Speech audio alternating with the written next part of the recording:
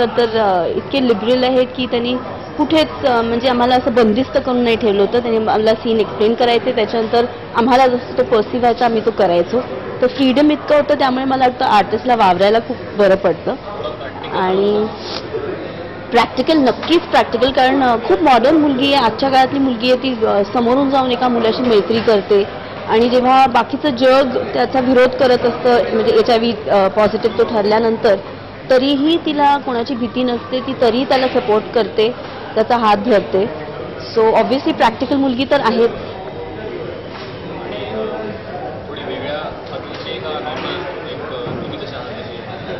मला वाटतं खूप सिमिलर आहे. श्रेया आणि मी खूप सिमिलर आहोत. आणि डेफिनेटली काही न्यूअन्सेस असतात, काही अशा गोष्टी असतात ज्या आपल्याला डेव्हलप करायला लागतात कॅरेक्टरसाठी. पण आजवर मी जेवढे कॅरेक्टर्स केले आहेत, मला वाटतं सगळ्यात जवळचं कॅरेक्टर आहे माझ्या पर्सनॅलिटीशी, असं साम्य वाटतं मला. I think to an extent yes. म्हणजे ॲक्टरला आपलं एक जे असतं सबस्टन्स, त्याच्यातून काहीतरी अजून एक्स्ट्रा देण्यासाठी डिरेक्टरचा पुश खूप महत्त्वाचा असतो आणि मला तरी तो लागतो. सो डिरेक्टर बरोबर एक कम्फर्ट लेवल असेल, आमची मतं जुळत असतील तर त्याचा नक्कीच फायदा दिसतो बिग स्क्रीनवर किंवा स्मॉल स्क्रीनवर. So yes, I am a directors actor.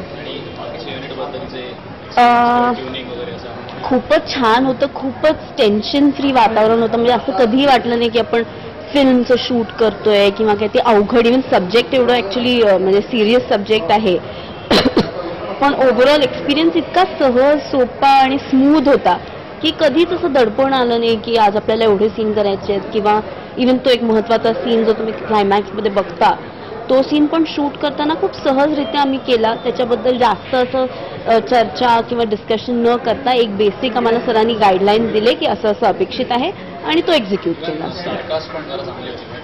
Yes yes yes. मला वाटतं की कास्टिंग खूप परफेक्ट आहे आणि सगळे आपले मराठीतले चांगले चांगले ॲक्टर्स आहेत. आलोकनाथजी पण आहेत प्रिन्सिपलच्या भूमिकेत. सो मला वाटतं की खूपच असं रत्नजडित स्टार कास्ट आहे. आणि बेस्ट पार्ट इज की सगळ्यांच्या केपेबिलिटीजप्रमाणे, सगळ्यांच्या जॉनरप्रमाणे त्यांना रोल्स दिले गेलेत, तर ते न्याय देऊ शकतात त्याला.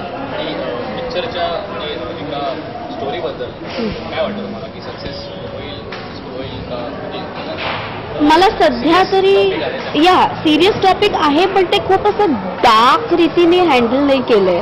मला वाटतं त्याचं इतकं कंटेम्पररी, इतकं रिअल प्रेझेंटेशन आहे, जे आपल्या सोशल मेसेज असूनही असं प्रीचिंग केल्यासारखं वाटत नाही की असं करा किंवा तसं करू नका. इतकं ते कथानक, ती स्टोरी अशी मांडली आहे की तुम्हाला बघतात ना, जसं आता मला ऑडियन्समध्ये काही असं स्पॉन्टेनियस रिॲक्शन दिसली की एका ठिकाणी कोणती खुदकन हसलं किंवा कोणीतरी एक आवडा असं गिळला, अशा काही गोष्टी आहेत ज्या आपण रिलेट करतो पटकन, मोमेंट्स असतात बेसिकली.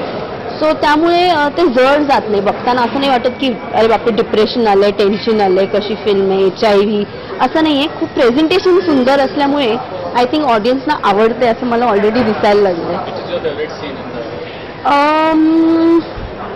फेवरेट सीन तर ऑब्व्हियसली प्रत्येक ॲक्टर थोडासा ग्रीडी असतो. मला तर माझे सीन करताना आणि बघताना मजा येते, पण डेफिनेटली प्रत्येकाने इतकं चांगलं केलं आहे. इनफॅक्ट असं असतं की आपण शूटच्या वेळी आपण स्वतःचंच काम करत असतो. इव्हन स्वतःचं सीन कधी कधी मॉनिटरवर बघायला पण मिळत नाही.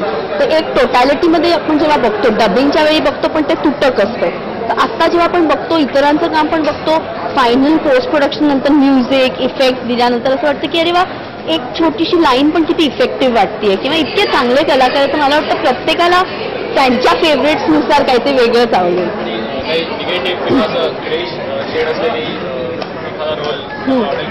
मी तर खूप करत असते निगेटिव्ह रोल्स. म्हणजे मला सतत ऑफर होत असतात negative Rolls.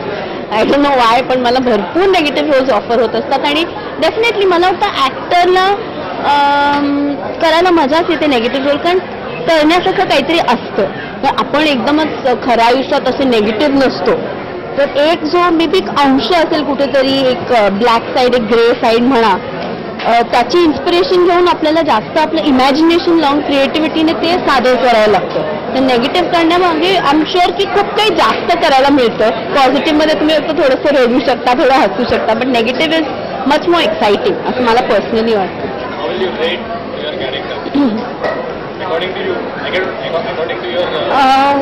C I feel की आता ऑब्व्हियसली आता कथानक असं आहे की it is more the boys story. जो हिरो आहे त्याची स्टोरी आहे, जो वडिलांची त्याच्या फॅमिलीची स्टोरी जास्त आहे. पण आय एम व्हेरी हॅपी की मला जे सांगितलं गेलं होतं कॅरेक्टरबद्दल आता बघताना टोटली तसंच आहे. म्हणजे त्यांनी पूर्णपणे न्याय दिला आणि मलाही वाटतं की मी माझं बेस्ट दिलंय. अँड लाईक आय सेड की कॅरेक्टर इतकं माझ्यासारखं असल्यामुळे मला वेगळं असं काही करावं लागलं नाही. पण ते दिसताना मला वाटतं खूप खरं वाटतंय, असं फेक वाटत नाही. So I am quite happy with the character. More project मी अजून एक मराठी फिल्म केली आहे, अजून टायटल नाही आहे त्याच्यात, पण